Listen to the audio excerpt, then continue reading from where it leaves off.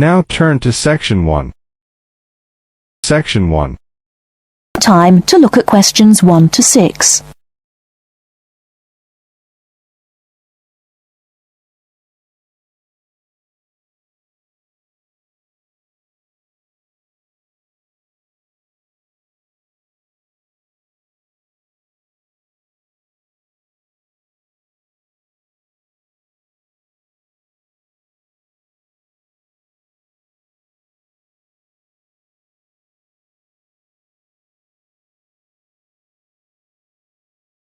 Now listen carefully and answer questions 1 to 6.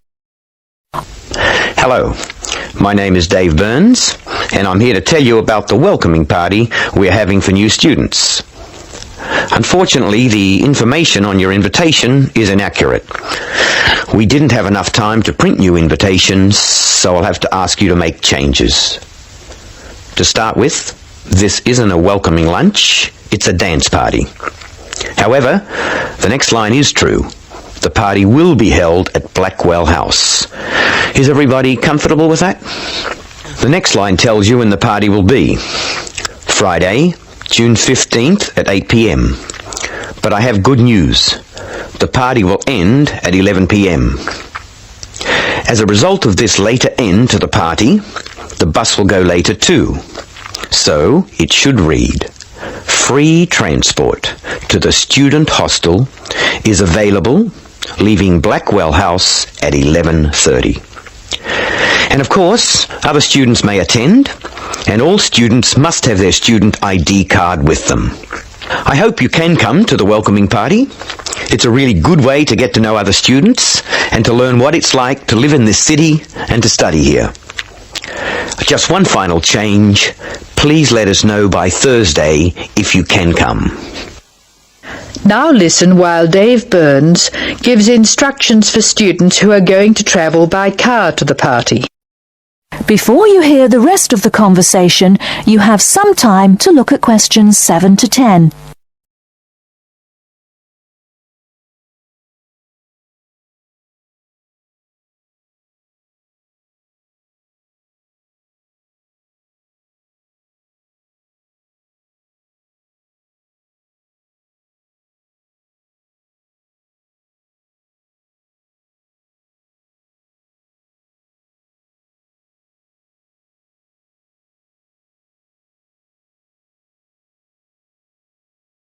Now listen and answer questions 7 to 10. Some of you may prefer to travel by car, but I have to warn you about some changes to the roads. You will find there is a lot of new road work on Smith Street. The work will not finish for a long time, so we can be sure that Smith Street will be a problem. If you are coming from the city, you will be able to travel easily until you get to Blackwell Street, just near the college. As you know, Blackwell Street is very long. You should avoid the corner of Blackwell Street and Jones Avenue, because they are laying telephone cable. However, you can take a detour and avoid Blackwell Street altogether. The best thing to do is to pass the roundabout and take the first road on your left, which is Brown Crescent. Brown Crescent will lead you into the college grounds, so that's easy. I hope everyone has a great time. Bring your friends, and we'll see you on Friday. Oh, one final reminder. It's best to use the side door. The front door may be locked at 7, so come to the side. See you on Friday. That is the end of Section 1. You now have half a minute to check your answers.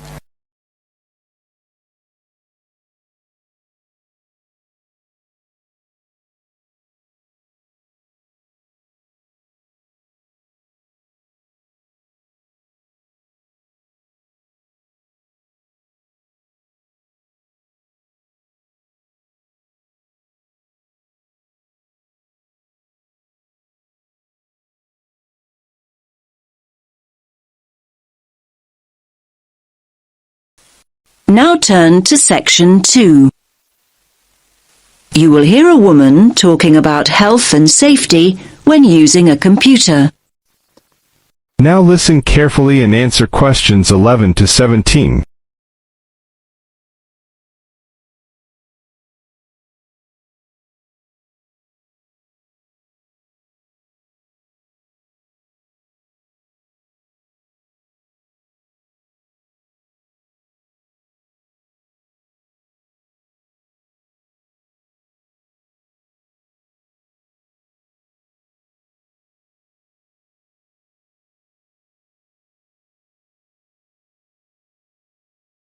Listen carefully to the first part of the talk and answer questions 11 to 17.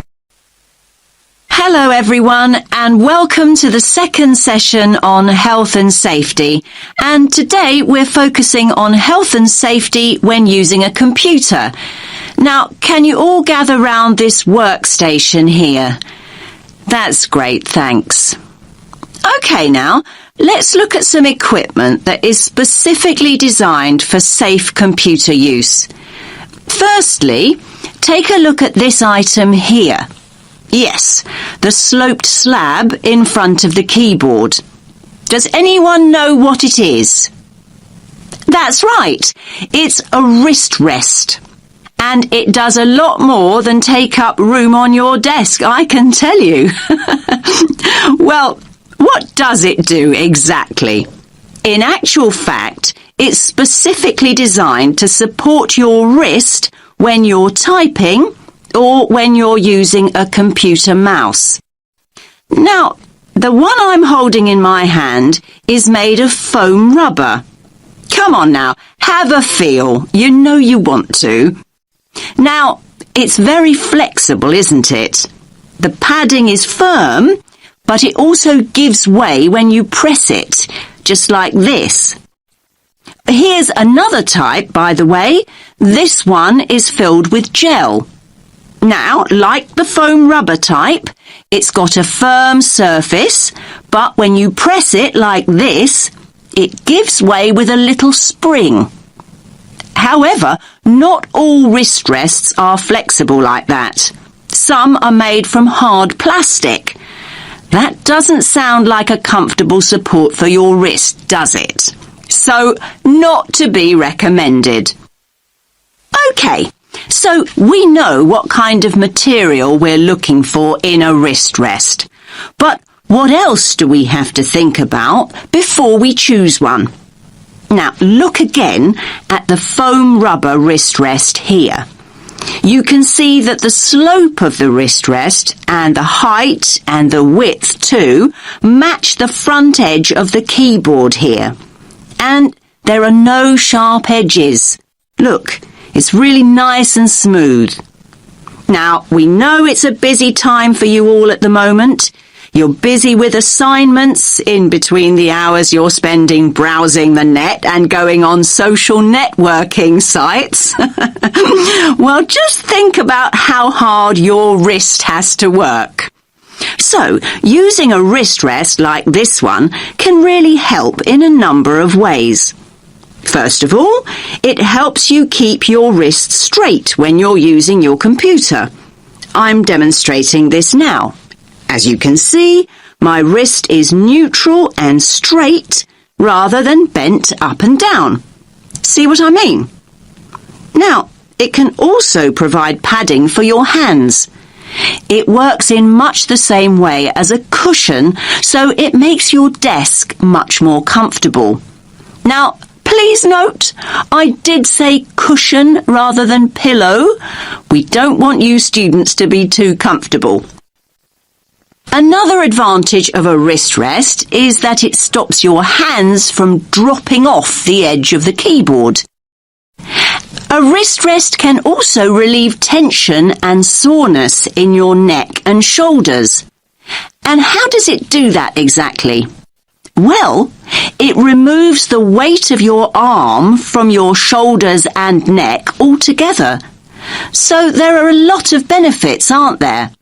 However, most people never learn how to use a wrist rest correctly. In fact, leaning your wrists on a wrist rest for long periods can put a lot of pressure on the undersides of your wrists, just here. Now you have some time to look at questions 18 to 20.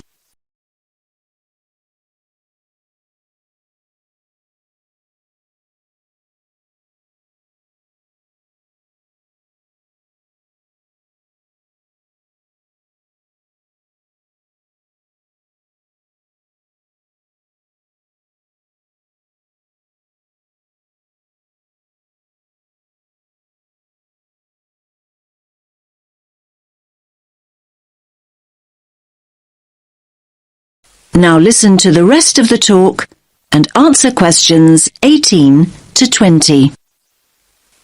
So, to make the most of your wrist rest, it's really important to follow a few basic tips. First of all, make sure you place your wrist rest approximately 1.5 inches away from your keyboard, like this.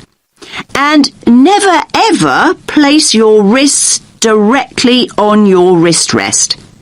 Instead, place the palm or ball of your hand on the rest. And another thing, don't use the wrist rest all the time, particularly when you're typing. Instead, your hands should be on the wrist rests during break periods, so between your typing sessions. This will avoid you putting strain on your wrists and fingers. Now, does anyone have any questions before we move on to computer glasses? That is the end of section 2. You now have half a minute to check your answers.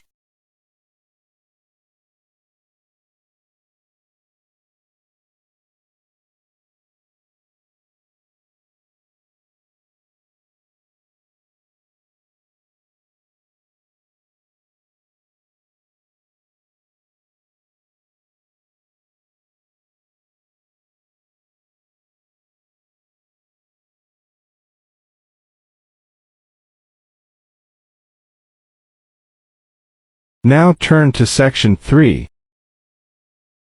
Section 3. You will hear a talk on ocean spills. First, you have some time to look at questions 21 to 23.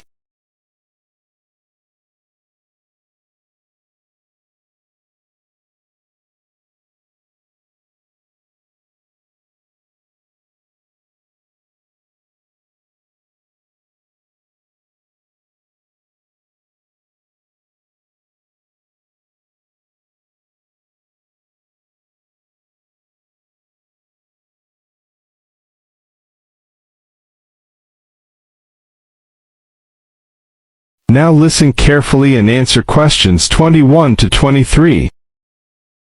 Good morning, everyone. Today, I'll talk about unusual ocean spills that have occurred in the world's oceans. In November of 1992, people at beaches in Canada and Alaska noticed something strange.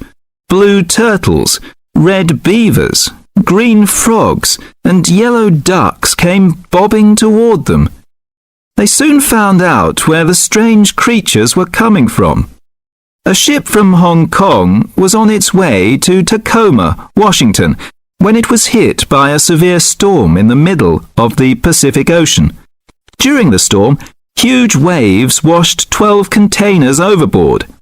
Inside the containers were 29,000 plastic bath toys. One of the containers opened, and thousands of plastic bath toys spilled out and began to float across the Pacific Ocean.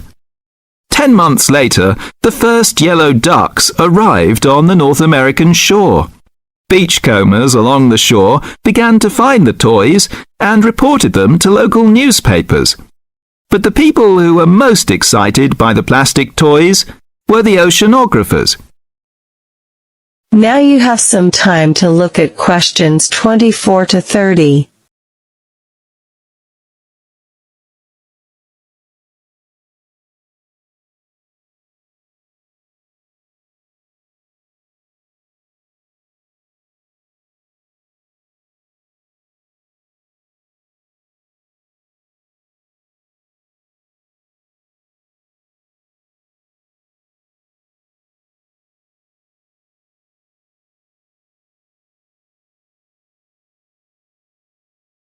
Now listen carefully and answer questions 24 to 30. It gave them an opportunity to study ocean currents and winds. Oceanographers drop bottles into the ocean to study these things. But it would be too expensive to drop 29,000 bottles into the ocean at once. Imagine the value of studying the plastic ducks and frogs. This gave some interesting information to the oceanographers. The first toys were picked up in Sitka, Alaska, 10 months after they were washed off the ship. Some headed back into the North Pacific, while others drifted around the Arctic Ocean and headed for the North Atlantic. Many of the toys were swept northeast by the wind and were frozen in the ice of the Bering Sea. They're expected to cross the North Pole and float on down to the British Isles. This reminds me of another unusual ocean spill. In 1990, a ship travelling to the west coast of the United States from Korea was caught in a severe storm. The waves swept 21 containers of Nike shoes into the water. Scientists estimate that about 80,000 running, jogging and hiking shoes, 40,000 pairs of shoes, to you and me, hit the water at once. The shoes were for men, women and children. About 6 months later, people at beaches from Oregon to British Columbia began to find running shoes washed ashore. By the end of the year, Washington newspapers reported people finding hundreds of shoes. In Seattle, thousands of shoes floated to shore. Since the shoes were not attached, they arrived one at a time. The shoes were dirty, but after they were washed, they were still in good condition. People set up exchanges to find matches for their shoes. Oceanographers studied the information to learn more about the ocean. Some Nike shoes reached Hawaii. Others went to the Philippines and Japan. According to the scientists, some of the shoes are on a trip around the world and should end up back in Washington and Oregon. Can you believe it? Many pairs of running shoes, as well as plastic ducks and frogs, are still on their ocean journey. So if you go to a beach anywhere in the world, don't be surprised if you see a green plastic frog or a woman's size 7 jogging shoe bobbing toward you. So keep your eyes out so you may find free bath toys and even a new pair of shoes. Thank you for attending my lecture. That is the end of section 3. You now have half a minute to check your answers.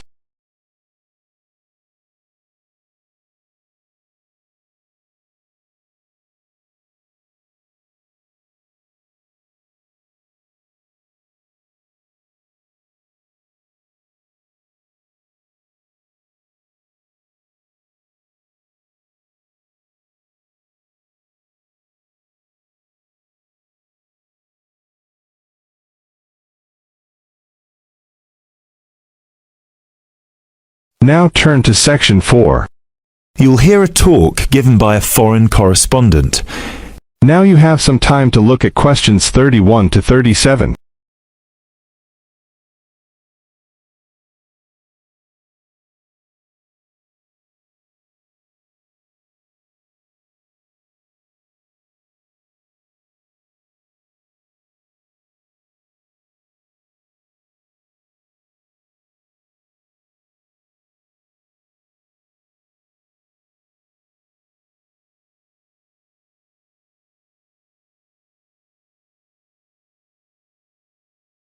Listen carefully and answer questions 31 to 37. Good evening. As I assume most of you are already aware, I have been asked to come here and talk to you, essentially give you a quick overview of the life of a foreign correspondent, along with a few tips on how to become a successful international reporter yourself, should this be a career choice you elect to pursue. So let me start by this. Don't become a foreign correspondent, at least not due to the romantic notions that come attached to this job or what you've seen in the movies. Being a foreign correspondent does not mean exotic adventures. It doesn't mean finding yourself at the heart of the action and putting yourself in danger to inform the world. Let me just tell you this. 80 journalists are killed each year in the line of duty. Many more find themselves in prison or are attacked. You need to think hard. Is this the sort of career I want? Is this the kind of reporting I'm interested in? And only after you've carefully considered all the pros and cons should you decide. But let's focus on those of you who believe that, yes, you've got what it takes to be a foreign correspondent, and this is definitely why you decided to study journalism here. You're all third-year students, which means I don't need to waste my time telling you the basics. Of course, you need to read a lot. Books, novels, newspapers, blogs, and of course you need to be acceptably proficient in various media skills. What is it that's going to separate you from normal journalists and reporters? There are 4 things that'll make you different. The first thing is your experience of the world. You can't call yourself an international reporter unless you've been around and seen different places and different cultures. Seize every opportunity to visit other countries, meet people from around the world. It doesn't matter if it's business or leisure, just hop onto a plane and go everywhere.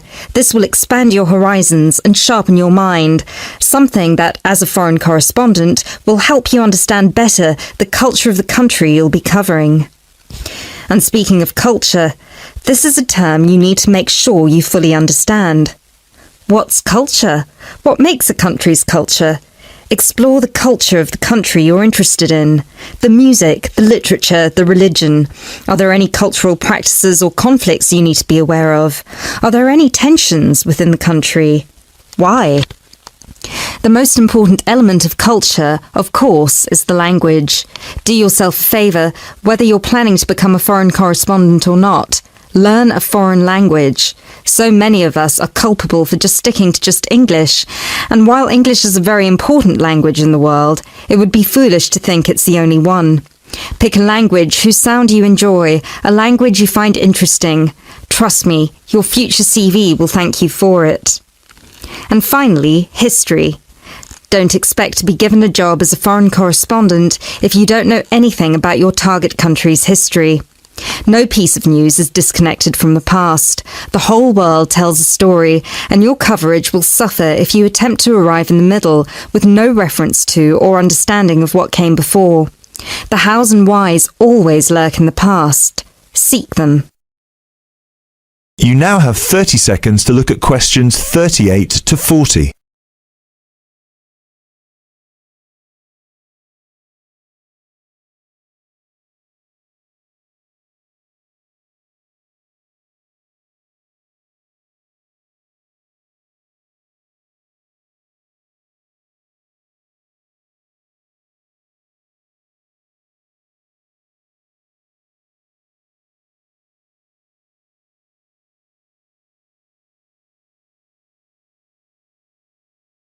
Now listen carefully and answer questions 38 to 40.